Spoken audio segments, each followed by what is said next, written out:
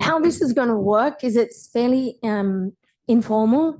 So if you have a question, we have roving mics. Please just put up your hand or stand up. Let us know who on the panel you'd like to ask it to. And if there are multiple people, please let us know.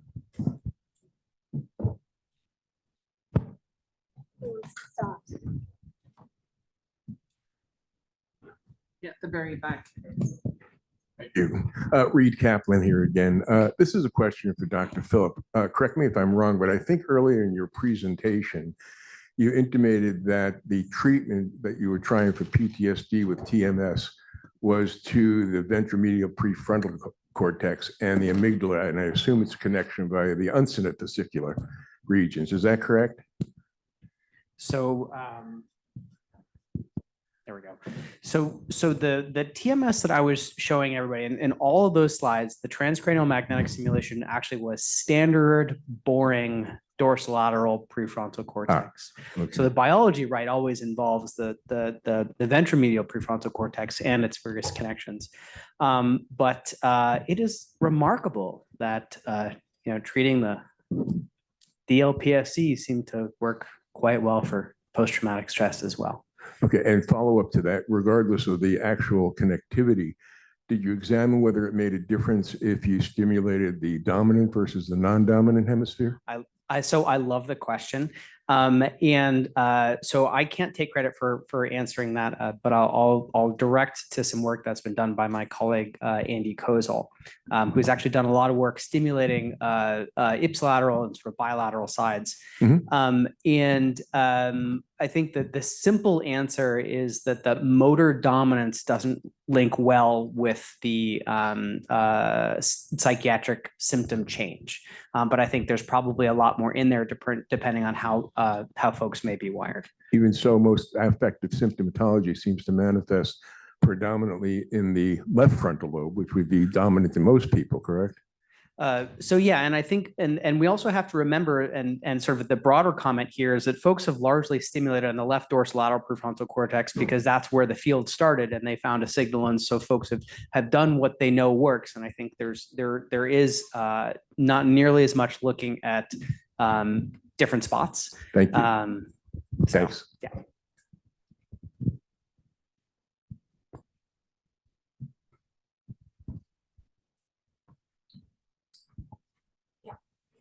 Oh, Walter, go ahead.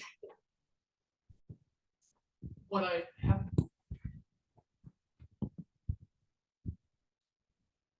Leanne, I remember you had incorporated into the ENGAGE study some behavioral measurements using Mindstrong's approach and others. I haven't seen that talked about very much in today's presentations, how we can, using ecological momentary assessments and other ways of capturing behavior. And I'm just wondering, is that something that is the next layer on top of this to be done soon? Or is it an aspect of we don't have very accurate measurements in that arena, so we're dialing back? Just curious about the thoughts of the panel for incorporating more behavioral measurements. It's a great question. I might ask Helen to jump in on this one. Yeah. I think the concept is right. I think the level of complexity needed is being worked on. So I think, it goes way back to even Kreplin thinking about movement in bipolar and how regular, irregular movement can emerge and that those properties aren't linear and how you can pick them up. So I think embedded in movement on a watch with actigraphy or foraging and even novelty. There have been some interesting papers that I'm going to miscite that have tried to look at reward processing and foraging as an indicator that you can do a readout on mood by the amount that you move when you walk around in your environment in a novel way. So I think but it's not a straightforward metric, as people have shown even in cardiovascular disease. On the other hand, this thing of asking people how they're doing all the time is really annoying. And I don't know if anybody has actually done that and tried to do it before you have someone else do it. You basically throw the device at a wall after a couple of days. And I think it is sort of remarkable that people will do those things, but I think as soon as you ask someone the question, you don't get the answer you really want. So the notion, though, of what people's personal experience is and how you capture it is actually really important. So I think the emerging natural language processing models that just even in the last year have just blown up, that going from it costs you a fortune to transcribe an interview to you can throw it into Whisper and get a perfect transcription in any language pretty fast, allows you to build models on the nature of what people say and how they say it, which is the fundamentals of behavior. And I think that naturalistic data capture in dense ways is going to evolve. But I think it's the thing that Leanne said so brilliantly, and that was really inspiring to hear about your place, by the way. But this idea that if the brain leads, how do you simplify and how do these things tie together? But what's the right data and the right density of collection to build the model that you want that goes with the brain state, because they're not collected. And when you do intracranial recordings, you get slammed all the time about time syncing and how can a time sync for a behavior match the brain state. I don't actually believe you actually need that because these signals are actually kind of slow. And so I think that the wearables in all of its forms, by how you talk in your texts and how we deal with the privacy is another issue, but the signal is there and we just haven't modeled it quite right.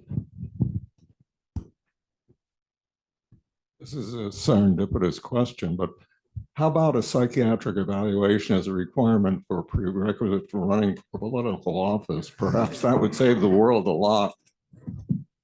As an employee of the US federal government, I am definitely not going to touch that question.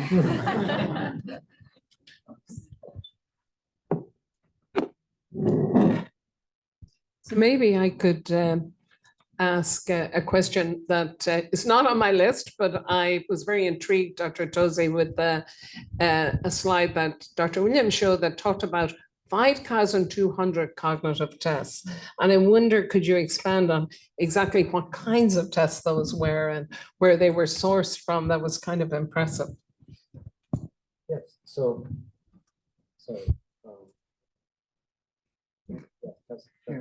yeah, sorry, mine is, oh, no, now it works. Sorry, it just took a second, sorry.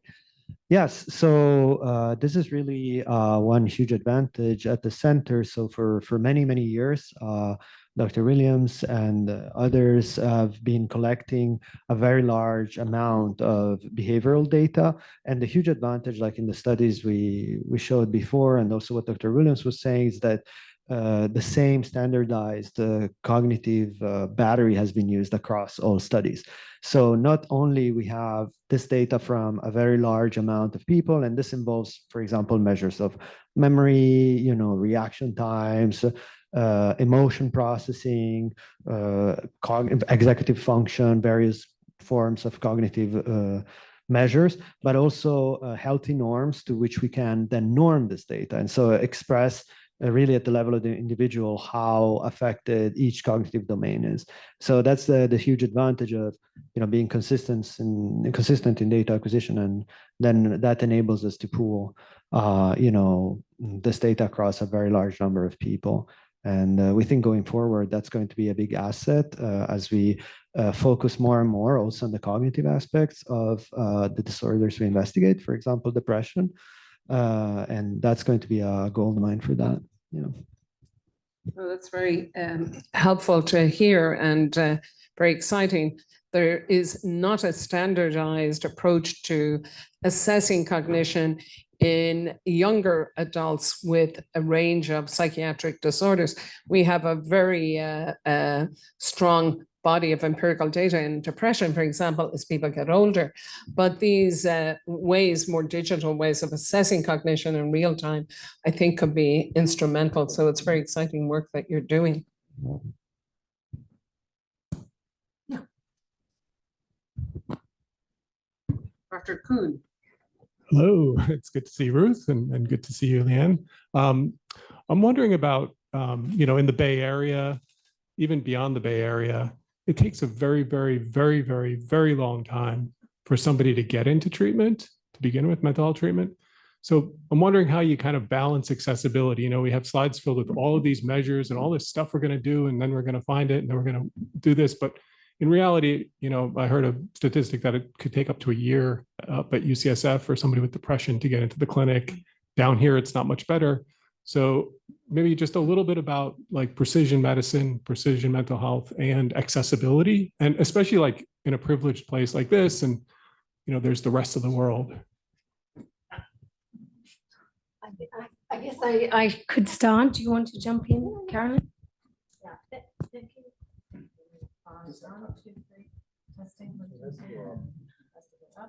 Testing. Okay. Dr. Kuhn, thank you so much for this wonderful question. And, I think, for me personally, I think that my research is just but one domain of what's important and necessary for mental health. And at least in OCD, it takes 14 to 17 years for somebody to be identified. So part of, I feel like a mission is advocacy and outreach and help. And Stanford has a wonderful resource of videos that are for the community, for education, that are free videos available on YouTube. And they're doing them in English in different disorders and also in Spanish translation to increase accessibility and access. And I'd love to take your question back to you, which is you're doing really brilliant work in digital therapeutics, both at the VA and beyond, and just have done such an amazing training for students. And I really feel like that is the future in terms of increasing accessibility. So I hope you don't mind. I would love to hear a little bit more about, what you've heard and what you think could be ways to open this as well. Sure. Well, of course, I would advocate for more digital therapeutics. I think the assessment side of it and what we can do with wearables and passive sensing is really the new frontier, where we can just get these data without having to burden people with bothering them 6 times a day with a prompt. And throwing with our veterans especially, throwing things at the wall would probably be that morning of the first time they get binged. But I do think that having these scalable, I don't know if we want to call them low intensity, maybe high reach. I think Keith Humphreys calls them high reach interventions, but also just kind of balancing that with, we're going to be putting these out there, and are we going to feel like, okay, well, we've covered the low and middle income countries with these things, and over here we still have all this great stuff that's going on, and therefore we don't have to worry too much about that. That's my burden, is that my concern is that we're going to leave a lot of folks behind because we're going to feel like we're doing the right thing for them, when maybe they're not getting exactly or the type of treatment that they would need. To that point, Eric, and we're way ahead of the field in trying to get some of these applications, both for tracking symptoms as well as for treating. In 2013, I was 2009 to 2013, I served on the DSM-5, and we were asked in the first sort of sessions, as they were teeing us up for our work groups, on what would you wish for the DSM-5 to do that hasn't been done? And I raised my hand and said, I think greater integration with physiological systems. Leanne talked about cortisol, but we also have glucose monitoring, which I think is going to revolutionize our understanding of the relationship between blood sugar levels and psychiatric symptoms. Obviously not the case in all cases, but really there's an unprecedented opportunity here to integrate. At that time, when I said better assessment of physiological systems beyond the mental health systems, I was told that was a pipe dream and pipe down. And now I have to say that this is a vision that also can be operationalized. There's so many systems for sleep, for glucose metabolism, for stress, that we can measure in real time with the kinds of applications you've developed to actually get and see if there are interactions there that are maybe very potent. type 1 diabetes has one of the highest rates of suicidality, for example. And yet who's tracking that in real time, particularly in rural and more distal populations that may not have access to the care you raise? So I think it's a wonderful opportunity at this point in time. Maybe to mention, pausing, to mention, picking up on that theme of integration. And I can circle back to the elephant under the carpet about cost as well, which I'm always asked about, understandably. To me, that what Ruth was just highlighting about physiological measures being routine for diabetes or other conditions, that's an opportunity to harness what has been done for mental health, because obviously it would be a huge shift to have mental health integrated as part of health fully.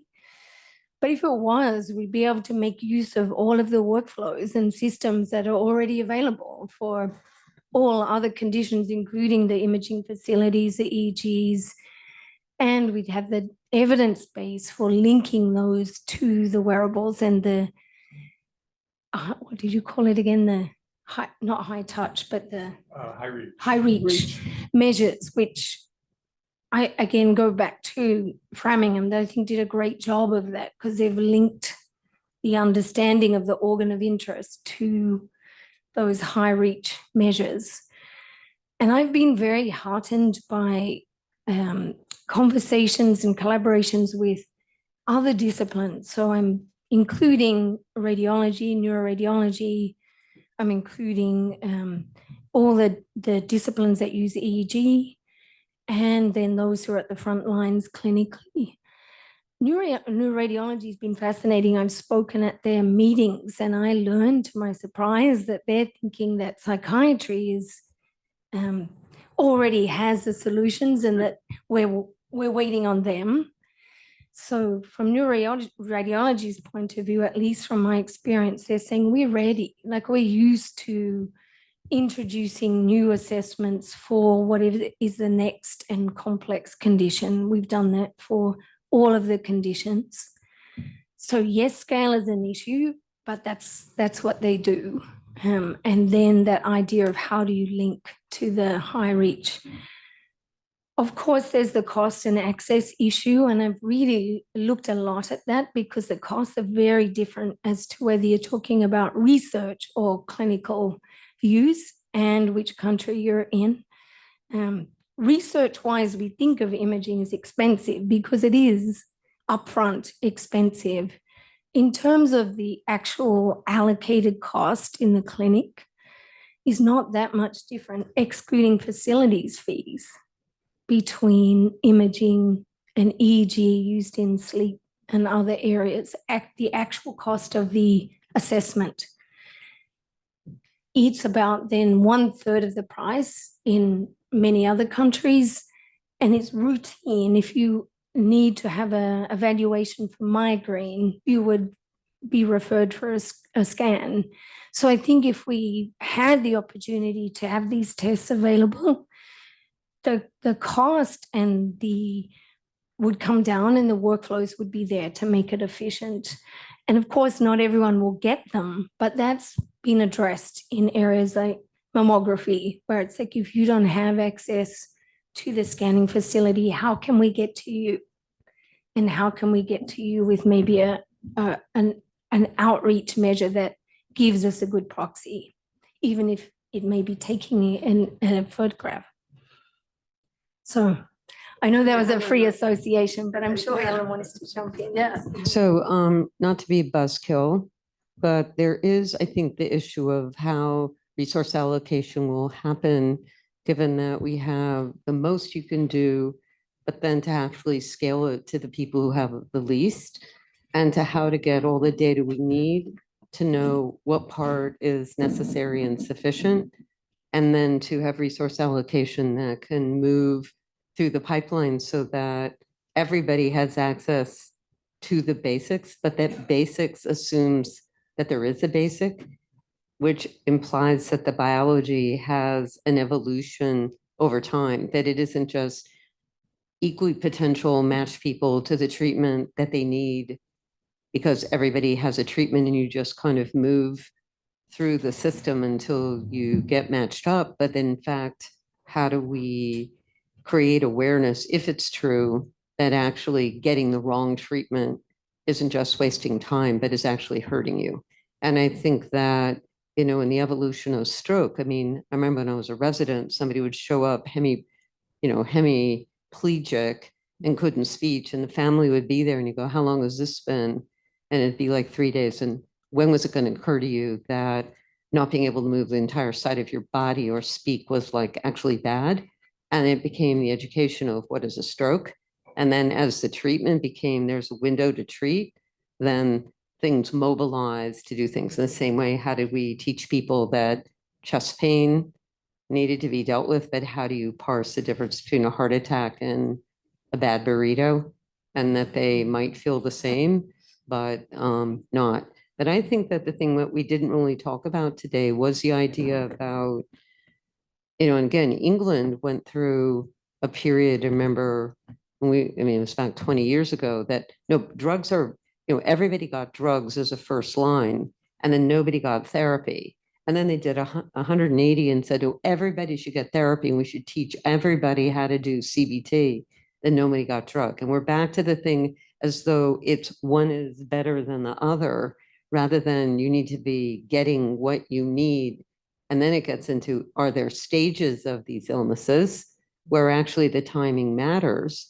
Because if timing matters, maybe if you identified someone with symptoms that the stress was creating a pro-inflammatory or pro-insulin sensitivity state, that actually the glucose would tell you that you had the problem, or vice versa.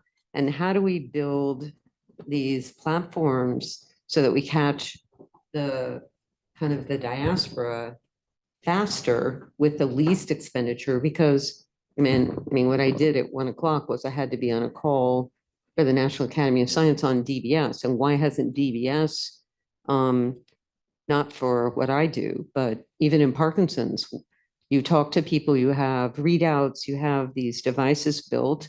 Nobody has time and nobody's learned how to do it, and the education is bad. So you build the device, you build the stuff, you have experts that know how to do imaging or physiology. You have no way to translate it so that regular docs can do it. So I think the thing is, how do we take what you do, which I certainly want to know more about, and actually how do we triangulate so that things that are done in many things meet the things that are done in a few? Because you'll never get neuroradiology to be able to do what we heard today about these analytics, because there just won't be personnel when you're reading 500 scans a day to invest that time unless you can build the algorithm. So how do we bypass it so that the most people get basics, and then you move up the pyramid so that very few people need what I do, or that I kind of reverse engineer to find the people earlier on, not use resources and